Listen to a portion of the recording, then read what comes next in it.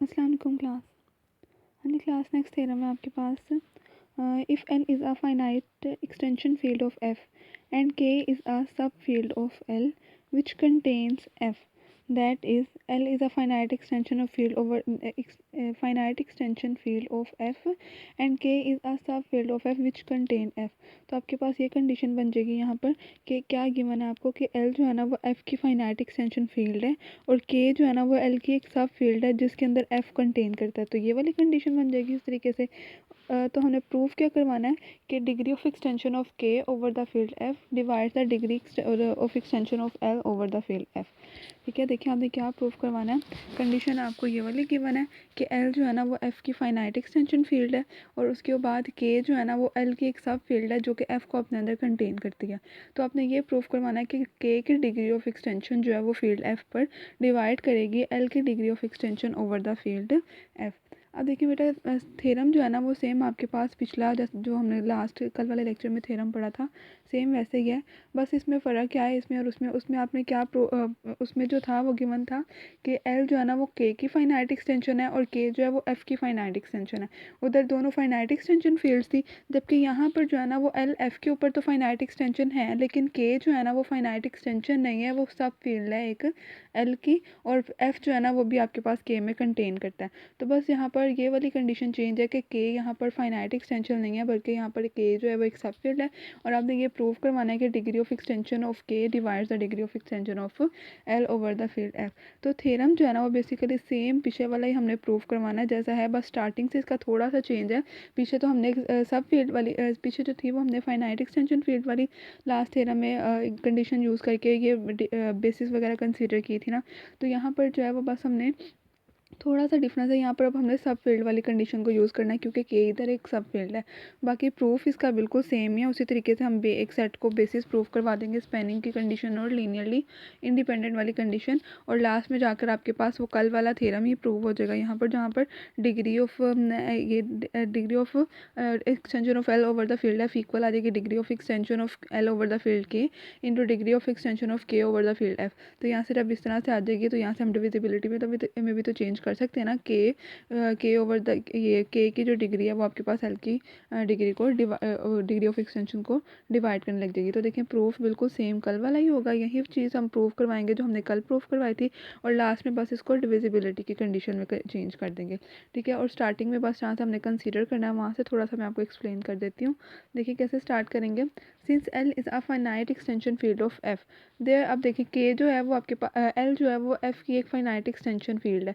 Finite extension field है तो आपके पास एक फाइनाइट बेसिस एग्जिस्ट कर जाएगी, उसे सेट बी का नाम दे देंगे। ठीक है, therefore there exist a finite basis B for L over the field F.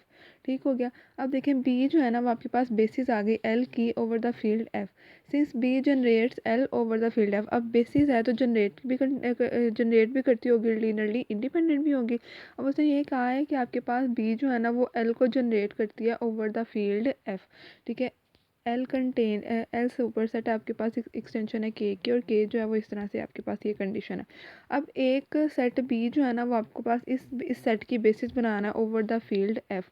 अब therefore B generates L over the field K. अब देखिए एफ जो है वो सारा का सारा के में कंटेन करता है ना, तो जो स्केलर्स हमने एफ में लेने हैं वो सारे के सारे स्केलर्स के में भी तो होंगे ना, क्योंकि एफ पूरा के जो है वो एफ को अपने अंदर कंटेन कर रहा है। तो इसलिए अगर एक सेट जो है ना वो एल को over the field F span कर रहा है ना, तो ओवर द फील्ड के भी स्पैन करेगा क्योंकि वो सारे की सारी फील्ड जो है ना वो आपके पास के अंदर कंटेन कर लेती है।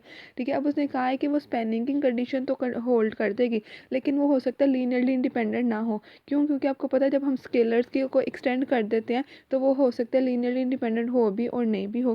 ठीक है, तो यहाँ पर वही कंडीशन ली हुई है कि क्योंकि आपके पास बी जो था वो एल को स्पैन करता था ओवर द फील्ड एफ और एफ जो है वो फर्दर के में कंटेन करती है, तो इसका मतलब बी जो है ना वो एल को स्पैन करेगा ओवर द फील्ड के पर भी। ठीक है, के फील्ड पर भी बी जो है वो एल को स्पैन करेगा, दो इट में बी लीनियरली इंडिपेंडेंट। तो हो सकता है ये लीनियरली इंडिपेंडेंट बी हो लेकिन स्पैनिंग की कंडीशन जो है ना वो लास्ट में होल्ड करेगी। ठीक हो गया। अब देखिए नेक्स्ट क्या लिखा हुआ है, since L is generated by a finite set over के। अब देखिए आपके पास एल जो है ना वो फाइनाइट सेट से जनरेट हो रही है, क्योंकि फाइनाइट एक्सटेंशन फील्ड है ना, तो फाइनाइट सेट से जनरेट होगी। अब फाइनाइट सेट से जनरेट हो रही है तो इसका मतलब degree of extension of L over the field के जो है वो भी आपके पास फाइनाइट ही होगी।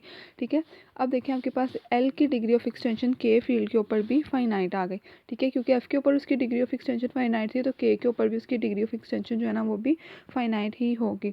अब देखिए since K over the field F is a subspace of vector space L over the field F.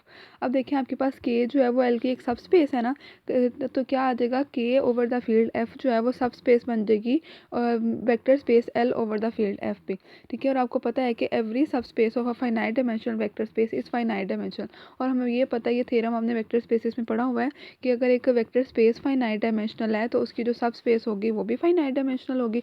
तो L over the field F जो है वो अगर फाइनाइट एक्सटेंशन थी ना, तो फाइनाइट डायमेंशनल ही होगी। इसकी डिग्री ऑफ एक्सटेंशन यानी कि डायमेंशन जो है ना वो इसकी फाइनाइट होगी।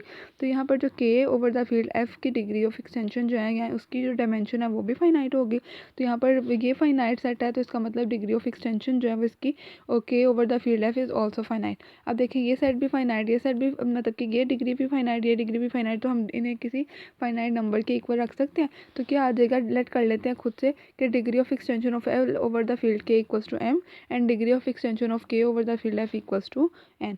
ठीक हो गया। अब देखिए यहाँ तक जो है वो प्रूफ चेंज था, आगे सेम जो है ना वो उसी तरीके से प्रूव हो जाता है।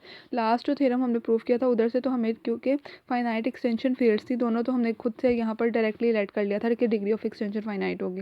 लेकिन यहाँ पर पूरी सब स्पेस वाली कंडीशन को यूज़ करके अब हमने ये वाली डिग्री ऑफ एक्सटेंशन को लेट की है। आगे फर्दर उसी तरीके से आपने सपोज करना है कि एल जो है वो के की फाइनाइट एक्सटेंशन फील्ड है, तो उसकी बेसिस में एम एलिमेंट्स आ रहे होंगे। वो उसी तरीके से बी वन लेट कर लिया, एल वन की बेसिस फॉर के, एल की basis over the field K. उसी तरीके से Y one Y two up to son Y N B two को लेट कर लिया कि वो के की basis over the field F. फिर उसके बाद आपने क्या प्रूव करवा देना, बी जो है वो उसको आप एल की बेसिस प्रूव करवा देंगे। सेम वही कंडीशन आगे स्पैनिंग वाली भी है और उसके बाद लीनियरली इंडिपेंडेंट वाली भी है, जैसे हमने लास्ट थ्योरम में की थी। ठीक है, तो लास्ट थ्योरम में उसी तरीके से हमने रिपीट यहाँ पर करके फिर उसके बाद यहाँ पर प्रूव हो जाएगा कि एल की degree of extension over the field F equal आ जाएगी एम इंटू एन के। यहाँ पर वैल्यूज़ रखेंगे एम की और एन की, और यहाँ पर फिर लास्ट में डिविजिबिलिटी की कंडीशन पे चेंज कर देंगे। तो फिर आपके पास प्रूव हो जाएगा कि degree of extension of K over the field F divides the degree of extension of L over the field F. ठीक है, क्लास ध्यान से इसका आप एक दफ़ा दोबारा प्रैक्टिस कर लीजिएगा।